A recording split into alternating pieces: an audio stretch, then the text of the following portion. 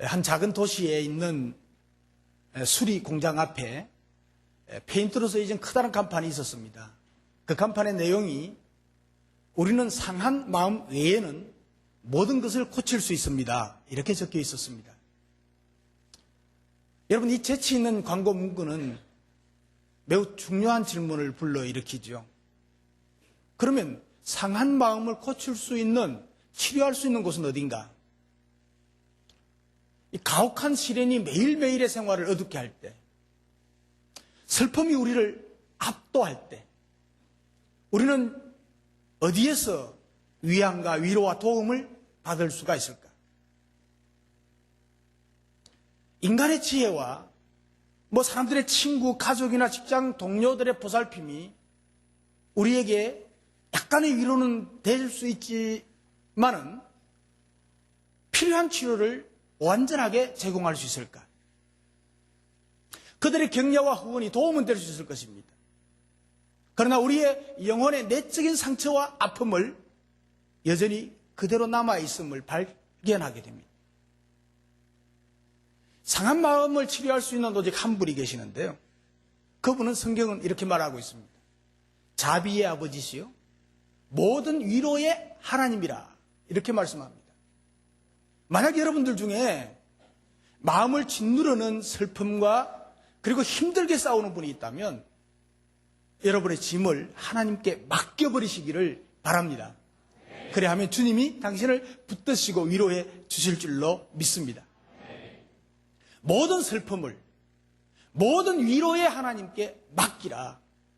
그분만이 우리의 아픈 영혼을 낫게 할 수 있다는 것입니다.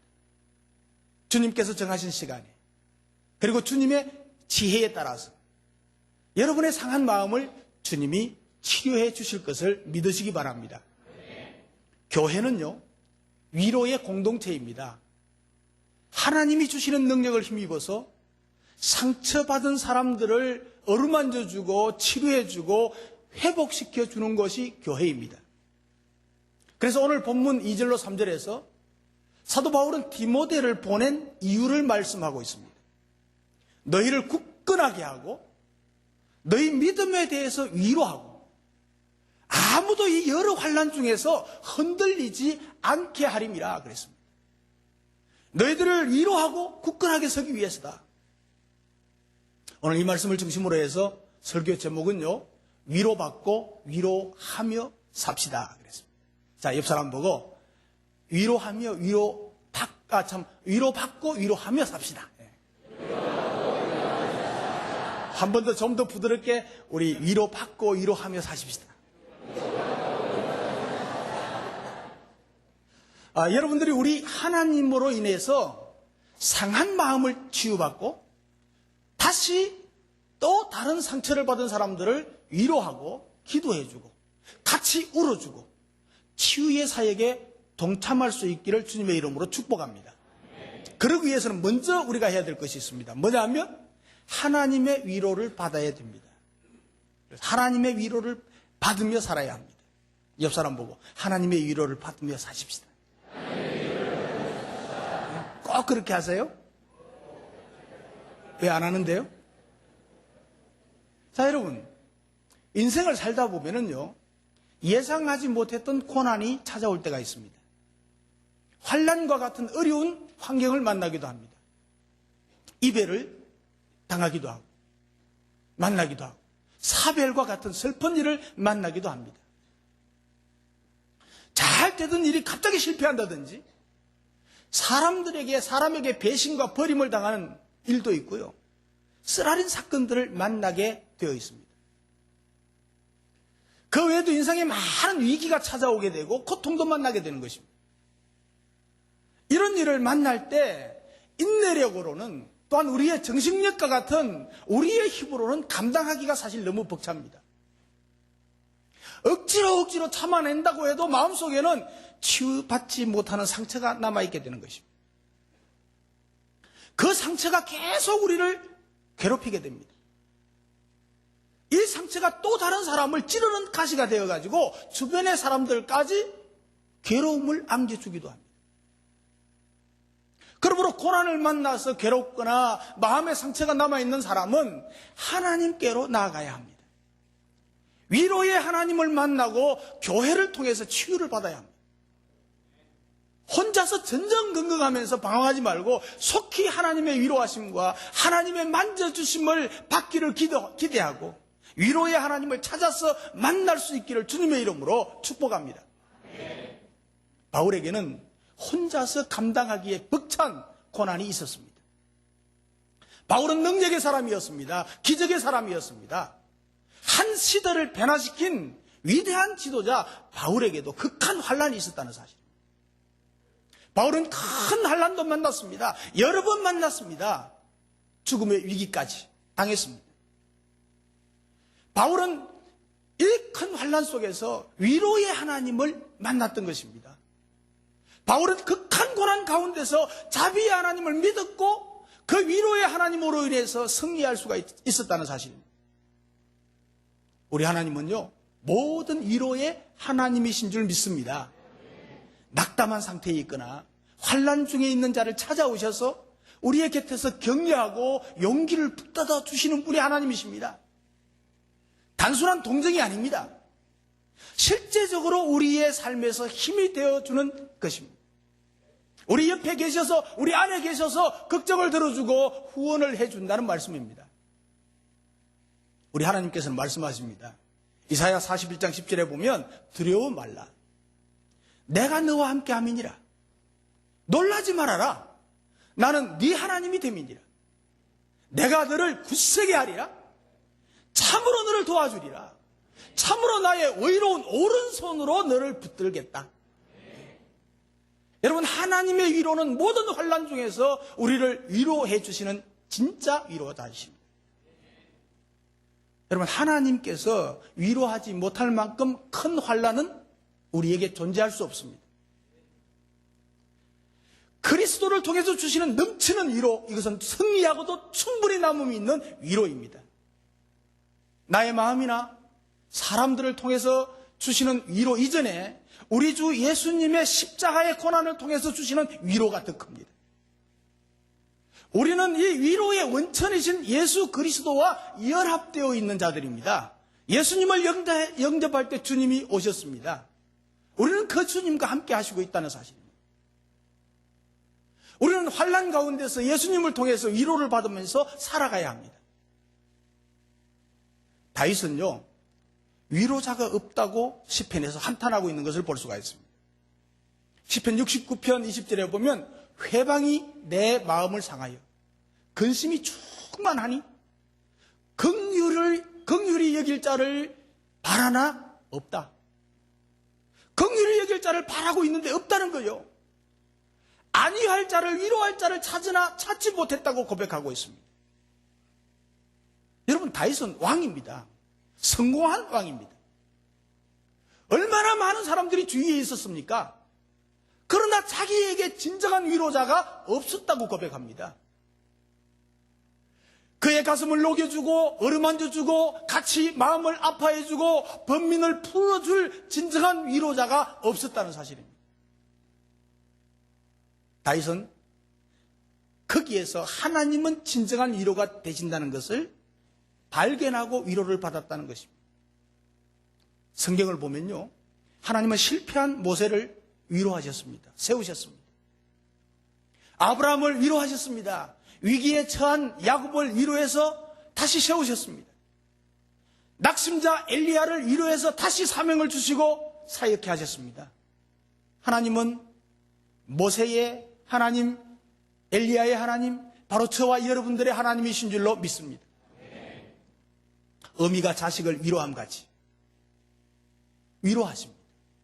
성경은 그 위로의, 하나님의 위로의 결과를요, 광야가 에덴같이 되고 이렇게 표현합니다.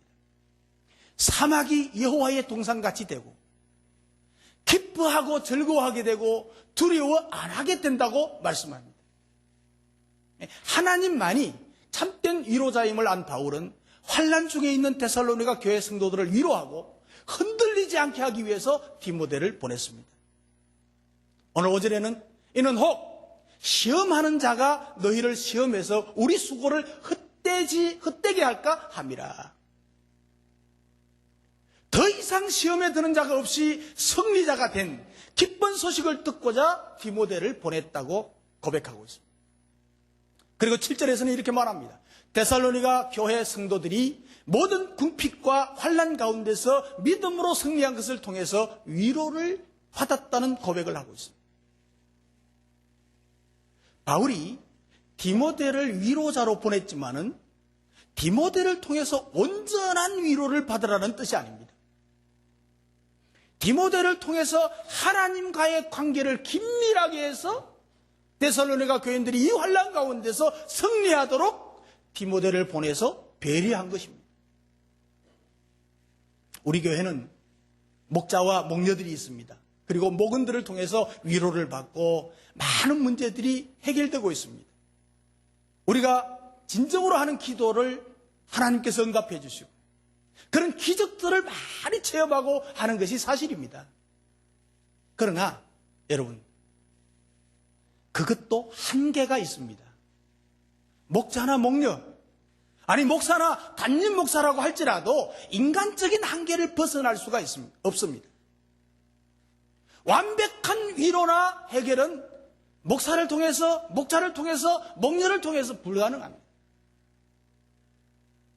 사람을 너무 많이 의지하면 실망만 점점 커질 뿐입니다. 물론 사람들을 통해서 상당한 부분 위로와 힘을 얻을 수 있습니다. 그렇게 살고 있습니다. 그러나 근본적인 진정한 위로는 하나님께로부터 온다는 사실을 깨달을 수 있는 여러분 되시길 바랍니다. 그러면 하나님께로부터 오는 직접 위로를 받는 통로가 뭔가? 이게 중요한 것입니다.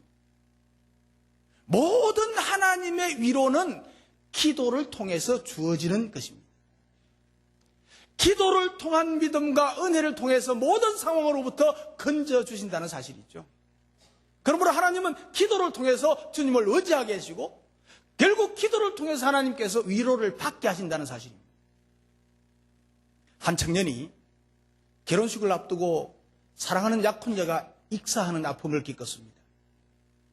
그는 슬픔이 너무 커가지고 극복하지 못하고 절망의 늪에 막 빠지고 있습니다. 친구들과 주위 사람들의 권유에 따라서 이 청년은 그 아픔의 장소를 떠나서 저 멀리 캐나다로 가게 되었습니다. 그러나 그곳에 가서 안주하기도 전에 고향에 계신 어머니가 중병으로 죽음을 기다리고 있다는 소식을 들었습니다. 그는 죽고 싶었습니다.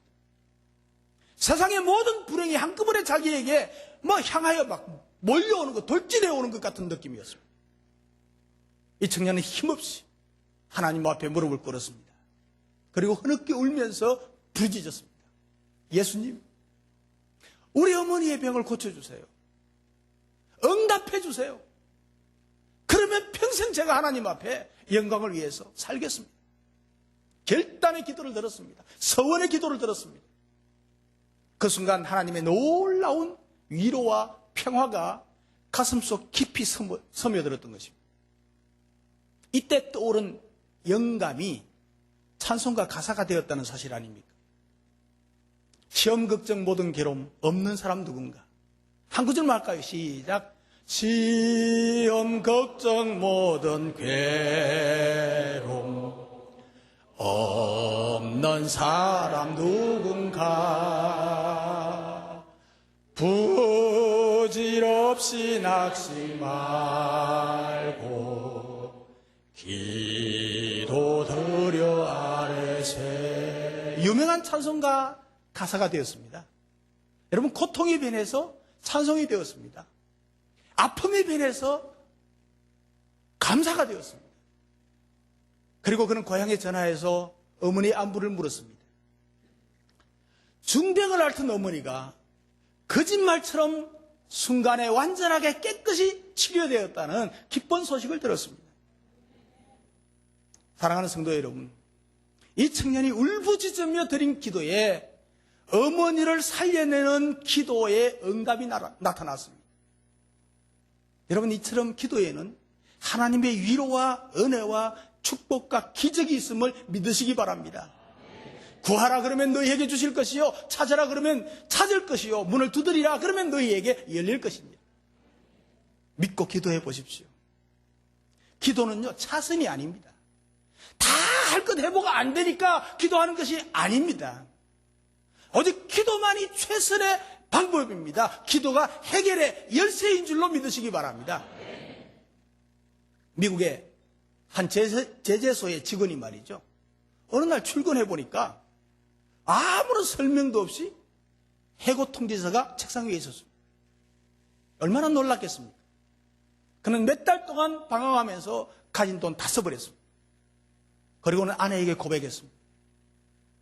나는 자살하고 싶소. 모든 노력을 다 해보았지만 아무것도 되는 일이 없어. 이제 나는 끝이요. 그랬습니다. 그러니까 아내는 이 말을 다 듣고 이렇게 말했습니다. 여보, 당신은 아직 한 가지 시도해보지 않는 일이 있습니다. 이 문제와 이 상황에 대해서 진지하게 기도해 보신 적이 없잖아요. 이상하게 이 말이 자기에게 감동으로 다가오기 시작했습니다. 그래서 맞아. 나는 이 문제 가지고 기도해 본 적이 없지. 그리고는 아내와 둘이서 기도하기 시작했습니다. 기도하는 동안에 직장과 상사를 향해서 가지고 있던 모든 복수의 마음의 미움의 감정이 다 사라져 버렸습니다. 그리고는 새로운 아이디어가 솟아나기 시작했습니다. 자기 집을 담보로 삼고 조그마한 건축업을 시작하게 됩니다. 그리고 5년 만에 자기 발로 설 수 있는 자기 기업을 갖게 된 것입니다. 그는 또 기도하는 중에 새로운 소원을 발견하게 되었습니다. 하나님, 제가 건축을 하면서 여기저기 여행을 하다 보니까 좋은 호텔은 너무 비싸고 작은 호텔은 너무 분위기가 안 좋아서 깨끗하면서도 적절한 가격에 쉼을 제공할 수 있는 그런 호텔을 한번 지어보고 싶습니다. 기도하면서 그는 호텔을 하나둘 짓기 시작했습니다. 이것이 바로 세계적인 체인이 되었습니다. 홀리데이 인 호텔. 창업자 키몬스 윌슨 이야기입니다. 여러분, 기도는요, 전기 스위치를 켜는 것과 같다고 표현했습니다. 스위치는 전기를 만들지 않습니다. 단지 전기가 흐르도록 통로를 만들어 줄 뿐입니다. 발전소에서 생산해내는 전기가 전선을 타고 여러분의 집안에까지 다 들어와 있습니다. 그러나 스위치 켜지 않으면 그 이상 절대로 사용할 수가 없습니다. 그러나 스위치만 딱 켜면요, 전등과 가전제품과 모두를 다 쓸 수 있게 됩니다. 이렇듯 스위치는 전기가 흐르도록 통로를 만들어주는 것입니다. 스위치를 끄면 전기 끊어집니다. 스위치를 켜면 연결이 됩니다. 그래서 기도는 이런 스위치와 같다는 것입니다. 스위치가 전기를 만들지는 않습니다만은 전기가 흐르는 통로를 만들어준다는 것이죠. 하나님의 엄청난 능력, 그리고 어마어마한 축복의 약속들이 여러분 앞에까지 와 있습니다. 여러분의 사업장에도 여러분의 직장에도 다 와 있습니다. 이때 기도라고 하는 스위치를 켜놓으면 여러분 사업에, 여러분 가정에, 여러분 자녀에게 엄청난 축복과 능력이 들어가서 역사를 이루시는 줄 믿으시기 바랍니다. 그러나 이 기도의 스위치를 내리면 절대 하나님의 위로, 하나님의 능력과 축복은 여러분의 집안 구석구석에 미칠 수가 없다는 사실입니다. 하나님께서 우리에게 능력을 주시고 축복을 주시는 통로가 바로 기도입니다. 기도를 통해서만 꼭 주시겠다는 것입니다. 진정한 위로자는 오직 우리 주님 한 분밖에 없는 줄로 믿습니다. 우리는 주님의 위로를 받아서 소망을 가지면 어떤 고난도 이길 수 있습니다. 제 용서함과 무거운 짐을 주께 맡김으로써 우리는 자유와 평안을 누릴 수가 있습니다. 빌립보서 4장 6절로 7절에 보면 아무것도 염려하지 말고 오직 모든 일에 기도와 간구로 너희 구할 것을 감사함으로 하나님께 아뢰라.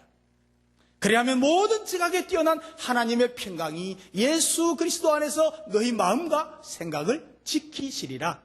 아멘. 우리는 살면서 어려움을 많이 만납니다. 그럴 때마다 우리를 위로해주고 같이 있어주고 우리를 세워주는 분이 누구입니까? 여러분이 감당하기 어려운 환난에 처했을 때 진정한 위로자가 누구일까요? 여러분은 위로의 하나님을 만나시기를 주님의 이름으로 축복합니다. 지금 마음에 큰 고통을 안고 혼자 괴로워하는 분이 계십니까?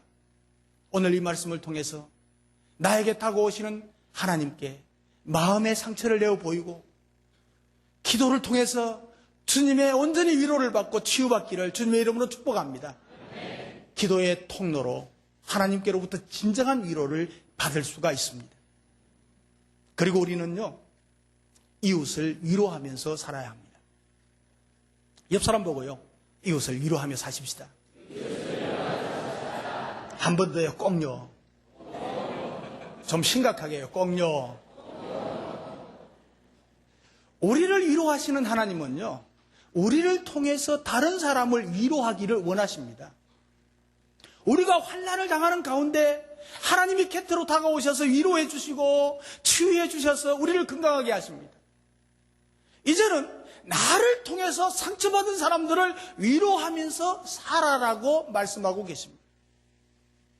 교회는요, 상처받은 사람들이 와서 치유를 받아서 건강하게 되고 그 은혜를 기억하여서 상처를 안고 있는 사람들에게 다가가서 또 그 상처를 싸매주는 일에 적극적인 치유 공동체, 이것이 교회입니다. 위로의 공동체가 되어야 진정한 교회라고 할 수가 있습니다. 바울은 자신이 받은 환난을 되새기면서 데살로니가 교인들을 위로하고 구원하기 위해서 디모데를 보냅니다. 바울은 자신이 받은 환난 가운데 위로를 받은 것은 자신과 같이 고난을 받는 데살로니가 교인들을 위로하고 고난을 견디고 승리하게 위한 것이라고 말씀하고 있습니다. 사랑하는 성도 여러분, 이제는 우리가 위로의 사명자가 되어야 합니다. 다른 사람들을 위로하는 자들이 되어야 한다는 말입니다. 다른 사람들을 구체적으로 배려할 줄 아는 사람이 되라는 것입니다. 여러분, 고난을 당하십니까? 왜 나만 이런 병에 걸려야 합니까? 왜 우리 가정이 이런 어려움이 오고 왜 이렇게 내가 고생해야 됩니까? 하고 불평하지 마십시오. 의심하고 회의에 빠지지 마십시오. 성경은 우리가 환난받는 이유를 분명히 가르쳐주고 있습니다. 고난받는 다른 사람의 위로를 위해서입니다. 그리고 그들의 구원을 위해서입니다. 저들로 우리를 보고 고난을 견디게 하기 위해서입니다. 저는 폐병 들어서 죽을 위기에 처했을 때 그것 때문에 예수 믿게 되고 그것 때문에 병든 자를 위로할 수 있는 사람이 되었어요. 병들어 보고 죽음을 눈앞에 보지 않은 사람은 진정한 위로가 안 됩니다. 그 마음을 이해할 수가 있습니다. 미우라 아이코라고 하는 작가가 있습니다. 일본 사람인데 이는 폐렴 3기에다가 류마티스까지 겹쳐가지고 온 몸을 기부수한 상태입니다. 그런 하나님께 기도하다가 위로를 받았습니다. 하나님의 위로를 받은 그가요, 곧바로 자기와 같은 시한부 인생을 사는 다른 사람들을 위로하기 위해서 엽서에 편지를 써서 보내기 시작했습니다. 자기도 지금 고통 중에 있습니다. 시한부 인생입니다. 그런데 수많은 폐렴 환자들이 그의 엽서를 받고 큰 위로를 받고 용기를 얻었습니다. 그들이 그리스도께로 막 인도되었죠. 남을 위로하는 가운데 그의 병은 점점 더 나아져서 나중엔 병이 나와서 결혼도 하고 수많은 책을 집필해서 일본뿐만 아니고 세계를 감동시키는 작가가 되었습니다. 사랑하는 성도 여러분, 나도 힘들지만 내가 힘든 것을 경험한 그것을 다른 사람에게 위로를 베푸는 사명자가 되시기를 주님의 이름으로 축복합니다. 위로하는 사람이 되어야 돼요. 여러분, 다윗의 시편을 통해서 우리가 얼마나 많은 위로를 받고 삽니까? 고난 속에서 위로의 체험을 받은 자는 위로할 수 있는 힘이 생깁니다. 나의 약함, 나의 실패, 나의 약점이 다른 사람에게는 큰 위로가 될 수 있기 때문입니다. 그래서 이사야 40장 1절에 보면 너희 하나님이 가라사대, 하나님이 말씀하십니다. 너희는 위로하라. 내 백성을 위로하라. 우리에게 주어진 명령입니다. 그렇습니다. 우리는 어려운 사람에게 다가가서 위로자가 되어야 됩니다. 어려운 사람, 가난한 사람, 병든 사람, 고독한 사람, 죽어가는 사람에게 위로자가 될 수 있는 저와 여러분 되시기를 바랍니다. 위로가 있는 곳에 사막이 오아시스로 변합니다. 정오가 있는 곳에 위로가 있으면 용서와 사랑이 넘치게 되는 것입니다. 위로가 있는 교회가 부흥합니다. 위로가 있는 가정이 평안하고 사랑이 넘치게 되는 것입니다. 어느 중학교 여학생이 백혈병에 걸렸습니다. 항암 치료를 받았습니다. 그래서 머리카락이 다 빠졌습니다. 그 여학생은 가발을 쓰고 학교를 다녔습니다. 그런데 모두는 아니지만은 못된 몇몇 반 친구들이 가발을 벗기면서 놀려댔습니다. 가발을 쓰면 벗기고 또 벗기고 놀림감이 되었습니다. 그 여학생은 학교 가기를 거부했습니다. 늘 자살할 생각만 했습니다. 병은 점점 깊어갔습니다. 결과는 상상에 맡기겠습니다. 그런데 같은 학교에 남학생 중에서 뇌종양에 걸린 아이가 있었습니다. 그 학생도 방사선 치료와 화학요법 때문에 머리카락이 모두 다 빠졌습니다. 남자니까 그냥 나왔겠죠. 한 친구가 그 친구의 아픔을 조금이라도 같이 나누고 싶었지만 뭐 어떻게 할 도리가 없었습니다. 그래서 생각하다가 자기 머리를 친구와 똑같이 완전히 밀어버렸습니다. 그리고는 그것이 그 반에서 하나, 둘, 셋 머리를 밀게 되고 그 반 학생들이 앞을 다투어서 모두 다가 머리카락을 다 밀었습니다. 며칠 후 머리카락을 깎은 그 반 학생들이 다 머리를 깎게 되었습니다. 뇌종양에 걸린 이 학생은요, 의사가 놀랄 정도로 날마다 빠르게 점점 회복돼 갔다는 사실입니다. 우리가 고난 중에 있는 사람들을 위로하려고 하면 이처럼 하나님께서 지혜를 주실 줄로 믿습니다. 여러분, 온갖 방법으로 하나님 주시는 지혜로 서로를 위로하기를, 구체적으로 위로할 수 있는, 먼저 위로할 수 있는 여러분 되시기를 주님의 이름으로 축복합니다. 하나님께로부터 위로를 받고 이웃을 위로하면서 사는 저와 여러분 되시기를 주님의 이름으로 축복합니다. 기도하겠습니다.